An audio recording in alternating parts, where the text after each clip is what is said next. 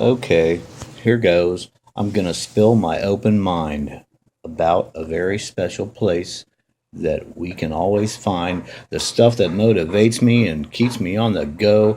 The name we call that special place is called the Camel Toe. Now, oh, wait, wrong rant. Let me start over. I'm going to talk to you briefly, maybe, about a group of people, myself included, out here who has been researching the truth about what's going on in our world. Um, what I would like to call this group is the other 1% because we've been at it a long time. With that said, we've gotten so deep into the rabbit hole that there aren't enough crumbs for us to find our way back out because the Kissinger rats have eaten them shortly after they touch the ground. When I say the other 1%, I mean the diehard truthers, not just 9/11, but just government conspiracy truth seekers, myself as one, who have spent thousands of hours researching some more, looking like an idiot when we form an opinion and say it on a YouTube video and then get corrected by somebody that just happens to know a little bit more about what we're talking about, which you only do this a few times before you realize, wait a minute, maybe I better do a little more digging on this subject before I open my BFM and get corrected. Um, the people that have corrected me have always been polite, and when I correct other people, I'm always polite. And there are different views on what happened on 9/11 and how it went down and who did it and what brought the towers down, whether or not even planes hit them. Let's just get one thing straight right from the get go. Anybody watching this right now knows probably that the truth is not what we've been told by the criminal corporate news media, and that the truth may never exactly precisely be known. But what we know are we've been lied to by our government, and that is proof enough that there needs to be another investigation. And it troubles me that those of us that already know that we've been lied to by our government, many of them are arguing amongst themselves about logistics and semantics, and it's unnecessary. It's a distraction, and that's exactly what they want us to be, is up against each other instead of doing what we need to be doing, and that's getting our asses on them and making sure they don't get to pull the trigger on their new world order, because short of the Second Amendment and Russia and China keeping them at bay, they'd be ready to launch their next false flag, new 9/11 on us, and let us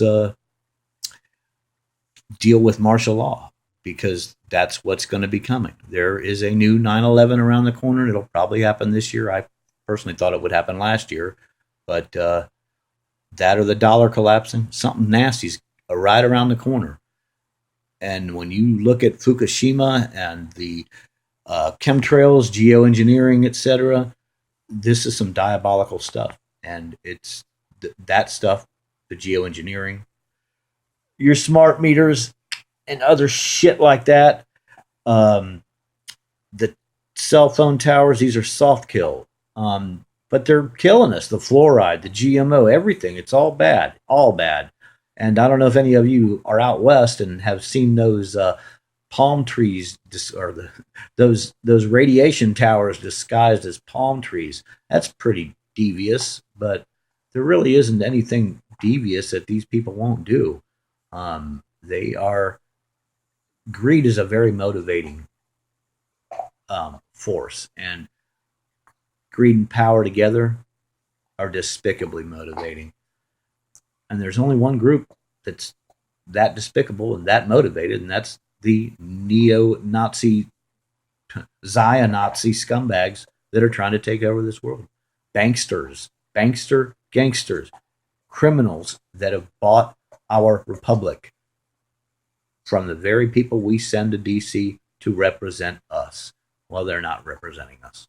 In an earlier video, I talked about how our criminal Congress sluts and Senate whores are getting rich as hell by owning stock in the war machine, and they are.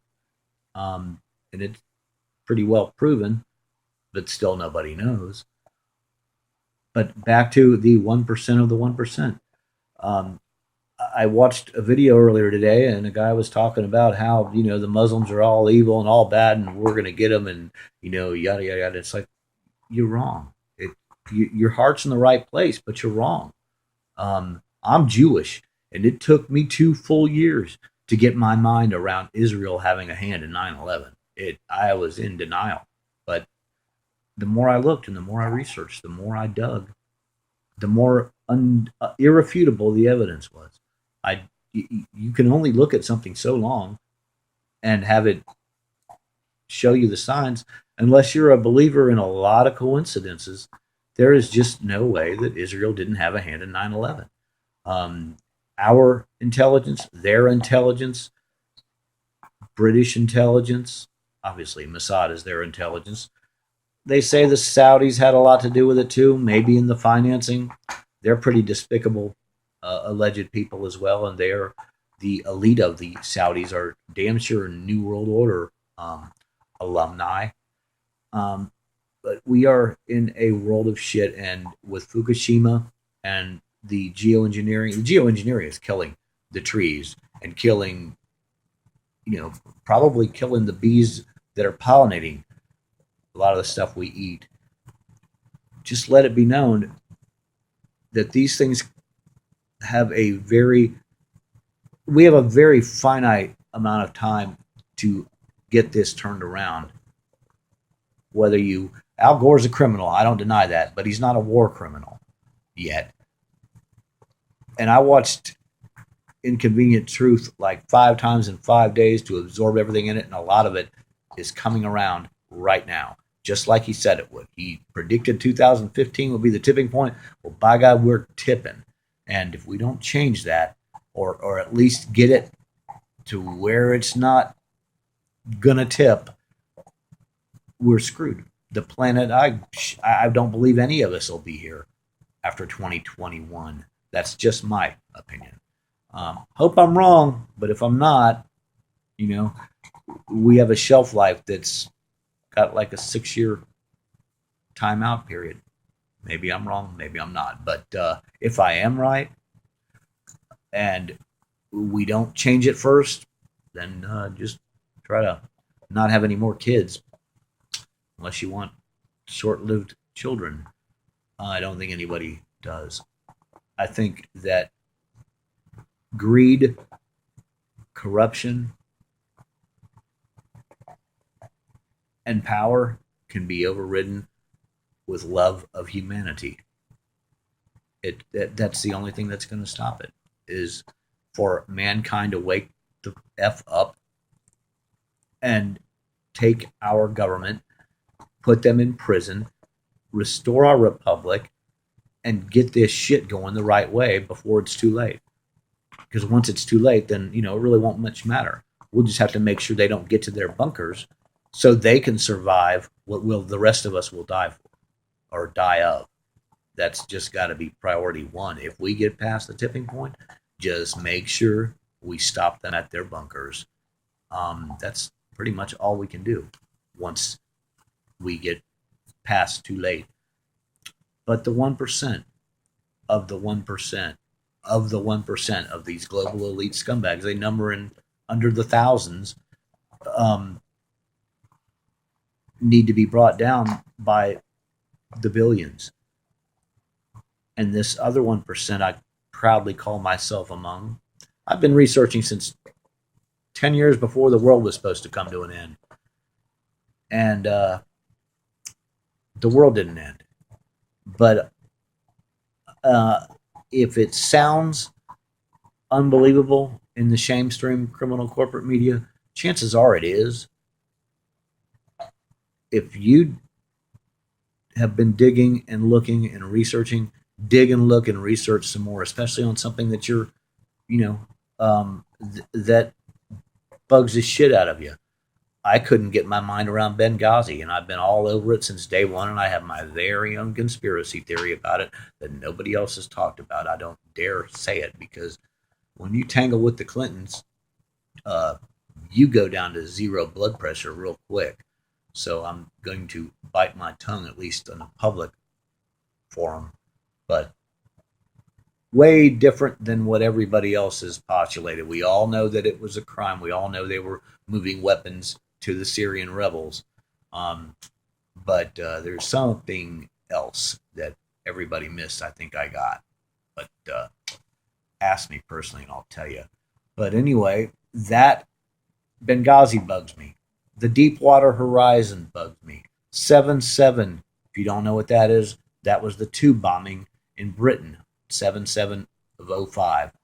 Um, three tube trains, like subway trains, and one bus were blown to smithereens. Not enough people died for it to be as notable as 9/11, but still, I don't feel like you could tell that to their families and and not hurt their feelings.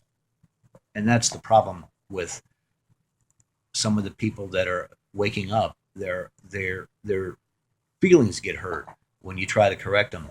Me, please correct me if I'm wrong on something, but do it in a way that you're not going to discourage me or piss me off. There's a right. Constructive criticism is better than no criticism, but destructive criticism, you might as well just keep your mouth shut. Do it nicely, do it kindly, do it politely, and do it professionally. People don't respond well to being lambasted by some know-it-all. I don't claim to know it all by no means, and I don't. It's not often I get corrected on much in the conspiracy business this day, but sometimes still I get educated by somebody that knows more about the particular subject. Um, but Iran is not our enemy. Russia is not our enemy. China is not our enemy. Our enemies in Washington, D.C. These are the people who are trying to take our liberty from us, who are trying to steal our republic, and have pretty well succeeded. So people need to wake up, and we need to work together, and we need to do it now. But we need to do it lovingly, caringly, humanely, and if we can't, all will be lost. But our enemies aren't other people in other parts of the world. That's what the media wants you to believe. 2,000 people were slaughtered in Boko Haram the day that 12 people were murdered in Paris. That wasn't a sanctioned Zionist hit. That's why it didn't make the news. Because I tell you, the vultures and the media would have been all over that. Because if it bleeds, it leads. And that bled like hell. But it wasn't sanctioned, so they didn't say shit. But investigative journalists, real ones like Greg Palast and people like Cheryl McAuliffe, Sheriff Cheryl Atkinson, these are truth people. She resigned from CBS because they wanted her to twist her story. Don't watch the shame stream criminal corporate media unless you want to be lied to. And if you believe it, well, chances are you're not going to wake up. But if you're watching me now, you're probably already well on your way to awake. Just keep digging. You're not going to get out of the rabbit hole. It's an obsession. So God help us help ourselves. Peace.